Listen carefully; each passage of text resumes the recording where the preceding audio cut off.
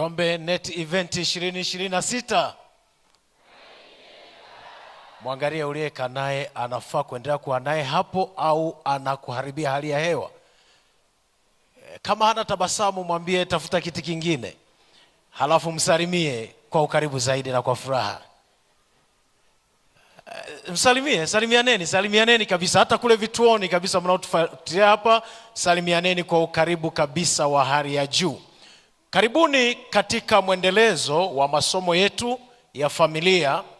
Leo tunakwenda katika somo la pekee sana lenye kichwa kinachosema vipimo vya Mungu kwa wanandoa. Hebu inamisha uso wako tuombe kidogo.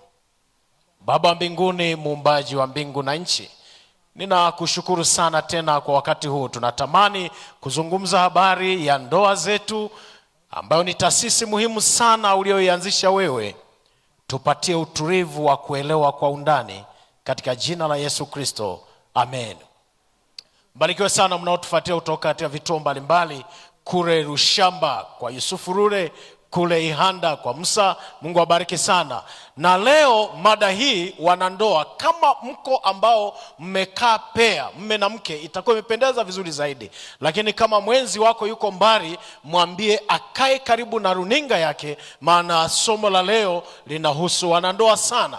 Mungu ana vipimo vyake kwa wanandoa. Natamani tusome fungu hili, kitabu kile cha Mwanzo sura ya 2 na ule mstari wa 18. Biblia inasema, Bwana Mungu akasema, si vema mtu huyo awe peke yake, nitamfanyia msaidizi wa kufanana naye. Bwana Mungu akasema, si vema huyo mtu awe peke yake, nitamfanyia msaidizi wa kufanana naye. Mungu alipokuwa amekwisha kuumba kila kitu duniani, wanyama wameumbwa, mimea imeumbwa. Pastor Butoke alitufundisha vizuri namna Mungu alivyoumba kwa ustadi kabisa. Alipokuwa amekwisha kuumba, siku ya 6 akaumba mwanadamu. Nikukumbushe kitu cha pekee mahali hapa.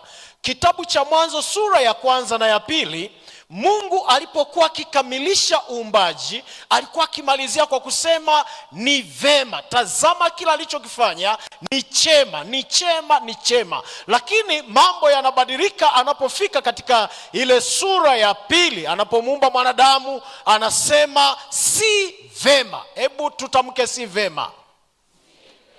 Anapomuumba Adamu anasema si vema huyu mtu awe peke yake. Si vema kabisa.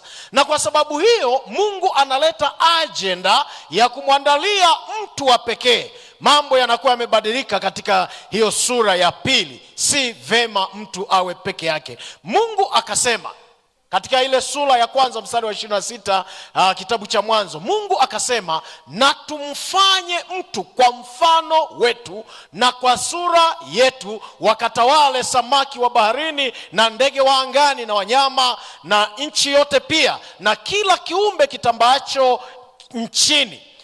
Na tumfanye mtu kwa mfano wetu.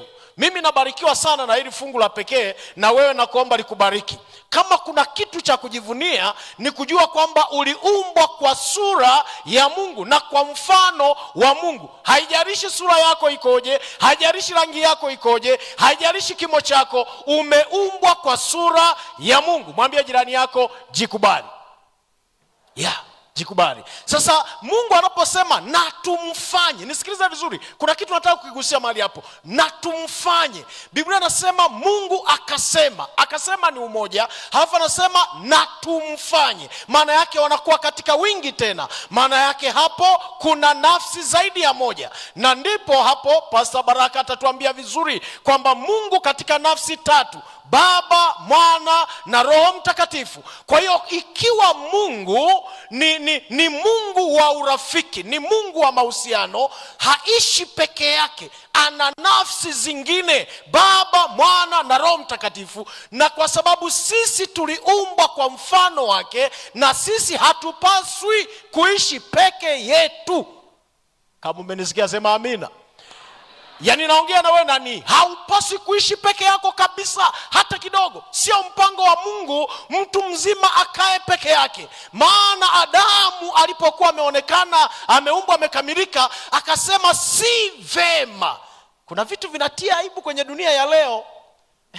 Kwamba kijana una miaka 30 unapika unakula peke yako. Huu ujasiri hadi shetani anachukua notebook.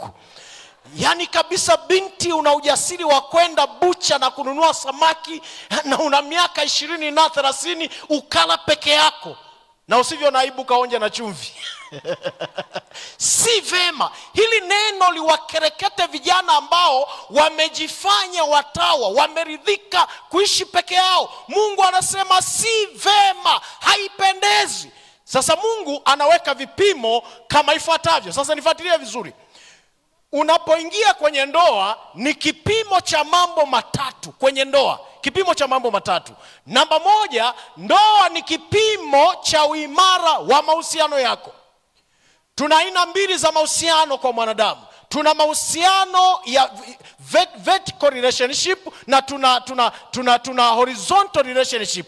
Vertical ni mahusiano kati ya Mungu na mwanadamu, lakini horizontal ni mahusiano kati ya mtu na mtu mwenzake. Sasa mahusiano kati ya Mungu na mwanadamu hayakumtosha Adamu. Nisikie vizuri, hayakumtosha Adamu. Maana Adamu tayari alikuwa na mahusiano yeye na Mungu wake. Akaamua amtengenezee mahusiano ya horizontal, yeye na watu.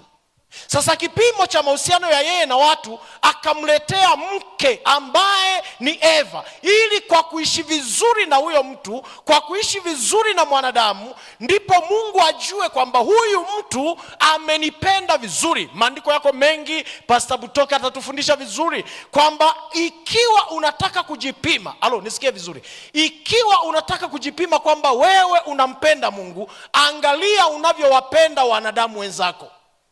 Hawezi kusema kwamba mimi nampenda Mungu, ninafunga mara ngapi, mimi ni Mkristo, mimi ni mtu wa imani, halafu wanadamu wenzako hauwapendi. Na sio wanadamu tu, wale mlioko kwenye ndoa. Kipimo cha kwanza kwamba wewe unampenda Mungu ni vile unavyompenda mwenzi wako wa maisha. Walionisikia waseme amina. Na hapa ngoja niwape challenge. Kuna watu wanadhani wanampenda Mungu kuliko mke wake. Watumishi mnaonisikiliza wa madhehebu mbalimbali, ninaomba hii muisikie vizuri. Ni makosa makubwa kupenda kanisa, kupenda huduma yako wakati mke wako haumpendi. Tena ngoja nikupe hatari mbaya zaidi. Hicho kitu tunakiita ni uzinzi. Unaniuliza, Pastor, unamaanisha nini? Maana kanisa ni mke wa Mungu, halafu wewe umependa mke wa mwingine kuliko mke wako. Huo ni uzinzi. Na habari mbaya ni hii hapa. Mungu anasema yeye ni Mungu mwenye wivu, kitakuramba. Lazima umpende kwanza mke wako, ndipo upende na kanisa la Bwana. Usijifanye huko bize na huduma. No, Mungu anakuangalia, anasema nakuangalia tu unavyojichoresha. Maana kama unampenda Mungu, penda kwanza mke wako. Na hili ninaomba waumini pia mnisikie vizuri, wa madhehebu yote. Kuna kosa linafanywa na waumini wengi. Anaheshimu mchungaji kuliko mume wake. Ana uwezo wa kumsalimia mchungaji, amepiga magoti na mikono ameinua, baba mchungaji, baba Bwana asifiwe. Lakini mume wake anamsalimia kama anasalimia bango la mji. Hiyo ni dhambi. Heshimu kwanza mume wako, alafu ndipo kamheshimu mtumishi wa Bwana. Yes. Na wengine wanaenda mbali zaidi. Haya madhehebu, Mungu atusaidie sana. Mwanamke anatoka kanisani, hajadeki nyumba yake, anakimbia kwenda kudeki kanisa. Anakwenda kunyosha nguo za mchungaji, hajanyosha za mume wake. Anaenda kuandaa chai ya watumishi, hajaandaa chai ya mume wake. Ni makosa. We mama nani, unanisikia vizuri?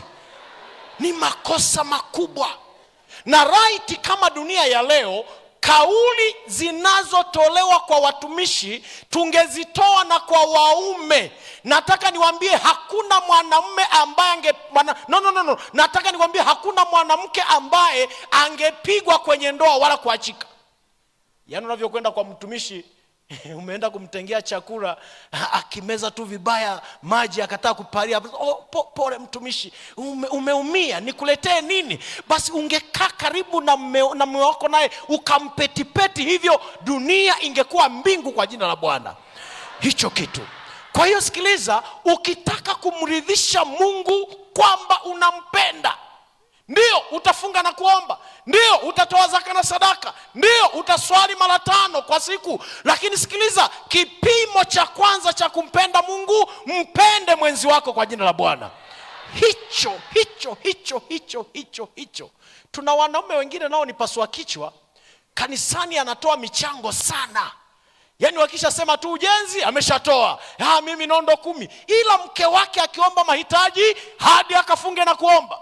Huyo mwanamume naye Mungu amuokoe kwenye mkutano huu. Kipimo cha pili, sikiliza, kipimo cha pili cha ndoa kinaitwa ukomavu wa akili. Unapopewa ndoa, umepewa kipimo cha ukomavu wa akili. Nataka nikwambie, ushahidi upo. Nimesoma tafiti za vyuo 4 ambavyo naomba nisivimention hapa, na nimesoma maandiko katika Biblia, Agano la Kale na Jipya. Wazazi walipogundua kwamba kijana wetu amekomaa, walimpa ndoa. Kwa hiyo akiaminiwa kwamba amekomaa, anapewa ndoa. Na katika hivyo vyuo vimetafiti vikagundua kwamba walioko kwenye ndoa wanaimarika akili kila itwapo leo. Baba, kwenye ndoa hatuendi kinyumbu. Yaani unapanga maneno. Umechelewa kwa rafiki yako, unakuja na maneno yaliyopangika. Unajua hili swali utaulizwa, lazima ueleze. Ila mabachara wanarudi nyumbani kinyumbu, maana hana wa kumuuliza. Kwa hiyo anarudi ufalme ni wa kwake. Ndoa ni kipimo cha ukomavu wa akili. Sikiliza nikwambie, Mithali anasema hivi, sura ya 24 mstari wa 3, anasema nyumba hujengwa kwa hekima na kwa ufahamu huthibitika. Sasa unasema mchungaji, unamaanisha nini unaposema ndoa ni kipimo cha ukomavu wa akili? Angalia maneno haya 5. Namba 1, ndoa hukufanya uwe na uwezo wa kufanya maamuzi. The ability to decision making. Uwezo wa kufanya maamuzi. Na hapa ndipo ndoa nyingi sana zinaharibikia. Tatizo la muda mfupi unalipa maamuzi ya muda mrefu. Na tatizo la muda mrefu unalipa maamuzi ya muda mfupi. Kwa hiyo kwenye ndoa, chunga sana unavyofanya maamuzi. Ngoja nikupe haka kakisa. Mzee mmoja kwenye makanisa yetu haya alikutana na mzee mwenzake, walikuwa kwenye kazi za kanisa. Yule mzee akamuuliza, wake zao walikuwa wanaleta chakula kule kwenye kazi za kanisa. Sikia vizuri. Sasa mke wake akachelewa kuleta chakula. Akamuuliza jirani, rafiki yangu, mbona wewe mke wako anakuheshimu sana, analeta chakula mapema? Yule mzee akamwambia, nyinyi mnajifanya Wakristo mno. Piga mwanamke ndipo atakapokuheshimu. Yule mzee katoka pale bila kuchanganya za kwake, akapiga mke wake mpaka akapasua mfuko wa uzazi. Sasa amekamatwa, wakamweka lock up hapo mahabusu miezi michache ili kesi funguliwe. Anaporudi kanisani, wamekaa kumuondoa ushirika. Ndipo anawaambia, kabla hamjanifuta ushirika, mfuteni na mzee fulani, ndiye aliyeniambia na yeye huwa anapiga mke wake. Mzee akasema, sikiliza, mke wangu naye ni mtu mzima, muulizeni kama nimewahi hata kumfinya. Mama anasema, wala huyu baba watu hana shida. Ndoa nyingi zinavunjwa kwa kukoswa akili. Ukiona watu wameshikana mikono wanakuja kanisani, unasema, oh dadi, na mimi natamani tushikane mikono. Unajua type ya mume uliye naye? Umeona tena? Ngoja katikati ya juma hili nitazungumzia habari za runinga. Watu wanaangalia kwenye runinga, watu wanakula kuku kwa uma na visu, wanabebana mgongoni. Halafu anasema, aha, sasa sikiliza, na mimi baba fulani naomba unibebe. Mkuria kubebe. Wakuria ni watani wangu. Nataka kubebwa. Kwa hiyo chunga matatizo unavyoyasolve. Namba 2, ndoa inakukomaza akili kwa sababu inadhibiti mihemuko. Nisikia vizuri. Mhemuko kwenye ndoa unatulizwa. Ukiingia kwenye ndoa na mihemuko hautoboi. Anakuudhi lakini bado ni mwenzi wako. Wamama mlioko hapa mtanielewa sana. Una kisirani naye lakini bado unamwambia, baba fulani karibu maji ya kuoga. Hata kama umenuna lakini maji umepeleka. Na hakuna chakula utapeleka. Chote, chakula cha aina zote utapeleka. Na maanisha cha asubuhi, mchana na jioni. Usiwahi ambako sijafika. Kwa hiyo unatuliza mihemuko kwenye ndoa. Namba 3, Kwenye ndoa unapata uwezo wa kuishi kwa ajili ya mtu mwingine. Tunaishi kwa ajili ya mwingine kwenye ndoa. Lakini namba 4, kwenye ndoa inakupa uwezo wa kutunza maagano, the capacity for covenant keeping. Sasa vijana, hii nao muisikilize. Nikisema maagano simaanishi yale mliosimama kanisani mkasema utamtunza katika shida na la. Sikiliza, maagano hayaishi yale tu tuliofunga tukiwa chini ya mapadiri, chini ya wachungaji, chini ya mashehe. Maagano ni pamoja na yale mliofunga chini ya mwembe usiku. Wewe jichanganye tu. We mwambie, ukinikubali Dina, mimi nataka nikwambie kwangu hautapika kwa mkaa, ni mwendo wa jiko la umeme. Ni maagano, maana Bwana ameyaona. Maagano ni pamoja na yale unayoyafunga ukiwa kwenye chumba chako, kwenye simu. Unajua mimi Bwana, ukija kwangu hata kukutukana sitakutukana, nitakuwa nalala chini unanikanyaga badala ya kapeti. Tunza maagano na uhakikishe unatimiza kwa jina la Bwana. Tunza maagano. Kwa hiyo kwenye ndoa tunakumbushwa kutunza maagano, maana ndoa ni maagano. Lakini namba 5 na mwisho, ndoa inatukomaza kwa kutupatia busara za matumizi ya mali. Kwenye ndoa hatutumii ovyo ovyo hela. Vijana ndio ambao wanaweza wakapita hapa, amemaliza kula, anapita hapa ananunua karanga, ananunua mua, hao ni vijana. Na nikikutana na mwanandoa anayekula ovyo, ninamshangaa, huyu anaishi bila malengo. Tumekunywa chai wote hapa, alafu dakika 3 alafu natafuna tena majojo. Wewe ulioa kabla muda haujafika. Tulio kwenye ndoa tuna balance. Hata shilingi 50 tunaithamini. Mbonyeze jirani yako, mwambie pasta endelee au aishie mahali hapo. Bwana akubariki. Kwa hiyo tunapewa busara ya kutunza pesa. Tunaogopa kutumia pesa, maana tutaulizwa maswali. Mwisho, kipimo cha mwisho cha ndoa ni uaminifu. Sikia habari hii. Katika kile kitabu cha Malaki sura ya 2 mstari wa 14 anasema, lakini ninyi mwasema ni kwa sababu gani? Ni kwa sababu Bwana amekuwa shahidi kati ya wewe na mke wa ujana wako, uliyemtenda mambo ya hiana, ingawa yeye ni mwenzako na mke wa agano lako. Bwana anatazama uaminifu wako. Wewe una katoto kule nje ambako mke wako hajui, unatuma mahitaji kimya kimya bila yeye kujua. Bwana anayaona hayo yote. Wewe si unamwambia nimeenda semina Dar es Salaam, kumbe uko hapa tu hoteli moja na umeweka mtu. Bwana anakuangalia. Uaminifu. Nataka niwaambie wapendwa, ndoa bila uaminifu hauwezi kutoboa. Na halafu ngoja nikwambie, kinachonishangaza ni hiki hapa. Kama kuna kombora limepigwa, ni kombora lililopigwa kwenye ndoa. Tuna wanaume wazuri sana kule maofisini, akifika anafanya kazi vizuri, wafanyakazi walio chini yake wanamheshimu na anaonekana ni mfanyakazi bora, lakini kandoa kamemshinda. Huyo mtu hana la kusema mbele ya wanaume.